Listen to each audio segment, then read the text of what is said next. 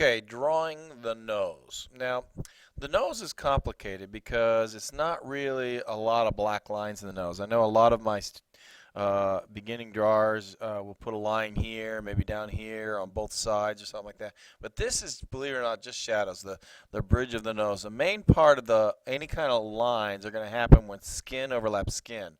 That's going to be like right here. See how my finger disappears when I put it back there? There's kind of a line of the skin there. And then there's a line on the inside of the nose, like right here and right here, going around. So and they're not circles. You only see circles when you look straight into it like that. It's just little edges like this. Now, of course, this is a huge Italian nose, and most of my students don't have big noses like that. At least not yet.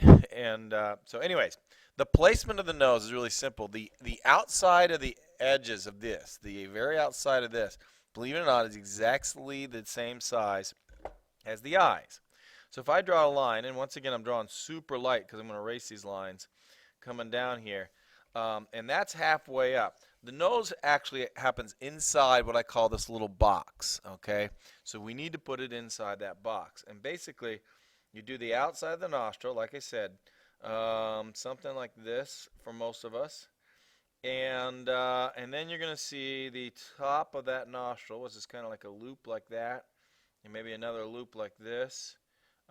Maybe they come down and they connect like that. And the rest is really just shading. And I often say this is a middle school, high school lesson, the shading part. So if you don't get to that, that's okay in the 5th grade art. But I will demonstrate because some of you are ready for that. Basically, I think about those shapes. That round circle that's right there, I go ahead and shade that in, make that a little darker, and then I shade above the eyes coming down like this. And once again, I draw barely any kind of movement on my pencil. Like I just kind of wave it across the top without pushing down on it at all, just the weight of the pencil to get that. Don't go super dark on that.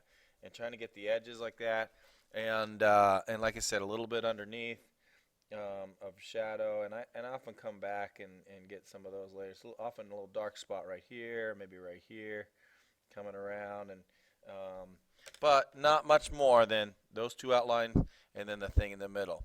We'll go ahead and watch the doodle do the nose, and that'll finish us out for this lesson on the nose. Hey, take a look at my nose. Ha! Fooled ya. I don't have one. Actually, no one in the studio has a nose. So, we'll have to see if Smudge can help us out.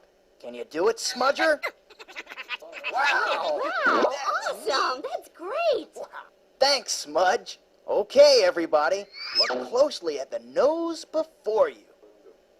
Let's break it down into simple shapes. First, the bridge of the nose is like a triangle. Next, add 3 spheres, one at the point, the other 2 on each side. Don't worry about the nostrils yet. Focus on the basic shape first. Look at the nose from the front and the side. Make sure the nose line starts at the eyebrow, not the eye. Now look at the nostrils. From the front, they look like rounded holes.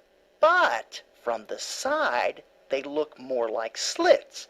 Be careful not to draw 2 big dark holes into the face. The nostril shapes are not perfect circles, but they are more elongated openings. Thanks, Smudge. You draw noses so well, it makes me wish I had one. Well, fortunately for us, we're studying the mouth next, and you sure have one of those. Ha ha ha. All right, go ahead and practice that nose drawing.